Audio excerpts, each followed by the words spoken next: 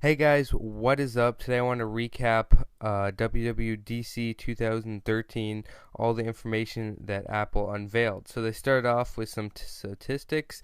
They've paid over $10 billion to developers, some other interesting things. Half that was paid this year alone. The event sold out in 71 seconds. They have 6 million developers, 575,000 customers, most with credit cards enabled.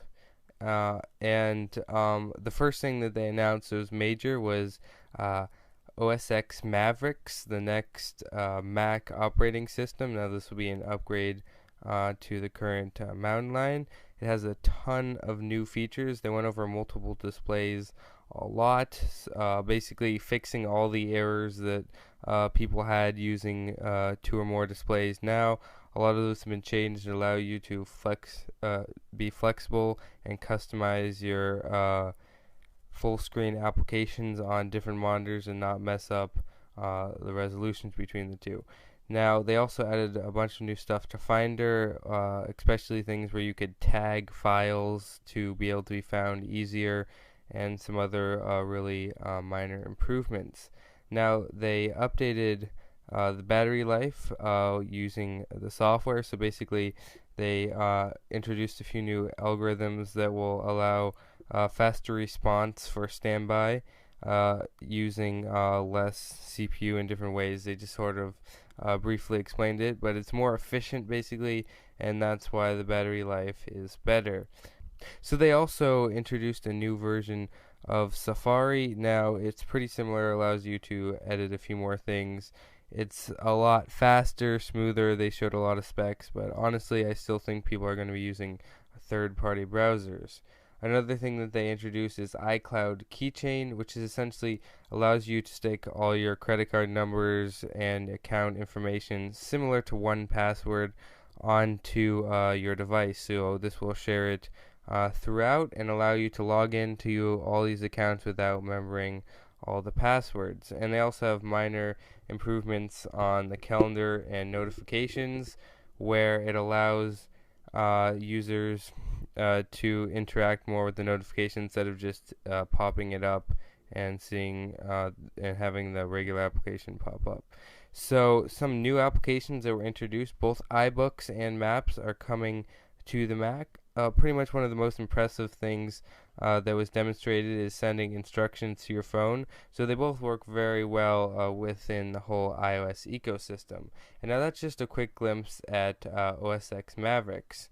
The next thing they did was release a new MacBook Air, two versions of the MacBook Air, and they had a first look at the Mac Pro, which will be coming out later this year. Essentially, the MacBook Airs look the exact same, just little internals buff. They have better battery life, better communication over Wi-Fi, faster speeds, and same prices as before with more memory. And then you can see the new Mac Pro, which is this little box-like thing. I know this is sort of not the best image, but there's one below.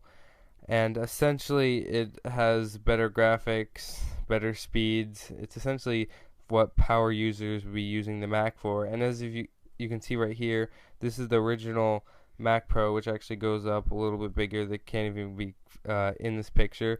And then here's the new Mac Pro. So it's this little cylinder circular device. It looks kind of cool and also pretty weird, which is sort of a theme you'll be seeing in all these new things, especially iOS 7. So that's just a quick look at the new Mac Pro. Now another thing they showed off is a few more upgrades to iCloud. One of the major ones was iWork for iCloud, which is pretty much like Apple's versions of Google Docs. So it allows you to, on Safari, edit your documents, very similar to how Google Docs does, but it also looks very neat and stylish and very similar to the Pages application that you'll see on your Mac. Now this is just we're just going to do a brief overview now, because we're going to actually be making a video as soon as it comes live for developers.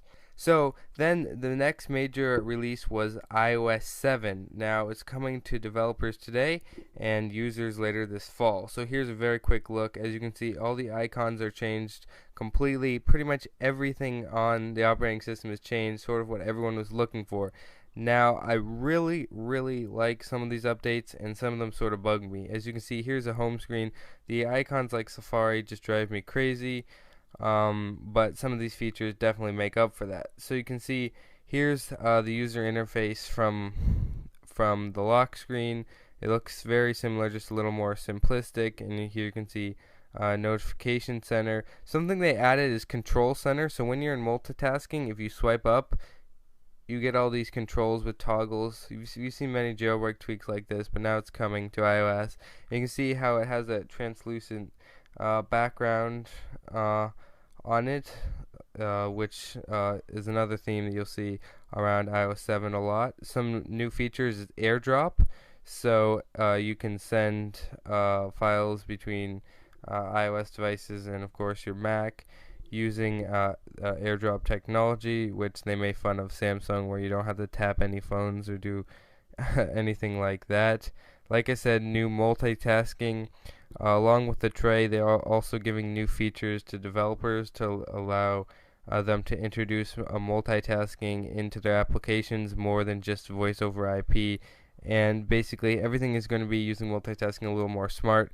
So, for instance, if you get a push notification, the device can load all the content before you even open it, which will allow you to seamlessly be at the point where you can see all the data without even having to wait for it to load as soon as you're pulling it out of your pocket or whatnot. Safari has been updated. As you can see, the user interface on pretty much every single application has changed. Safari is one of them, and has a few new updates, including this little tab view you can see right here. Camera and photos. The camera app is now changed a little bit, definitely a new interface. In addition, there's a new way to organize your photos by location.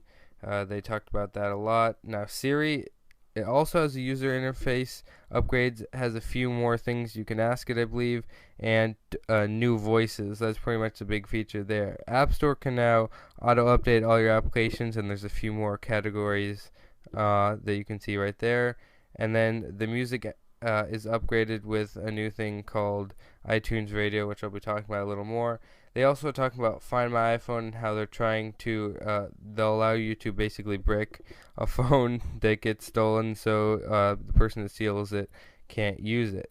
So the next thing they talk about is iTunes Radio. Now, I wrote a little short post on this. Essentially what it is sort of like a Pandora-style service that's incorporated into your music application. You can customize your radios to get songs you like, and of course you can buy the songs if you like them. So that's just a really brief overview of everything that happened in WWDC 2013. Now, this was over 2 hours, so hopefully you can get all this. This video is a lot shorter than that, and you can get all this content. Now, we're going to be making tons and tons of videos today, so watch out for that. Thanks for watching, and I'll see you guys later.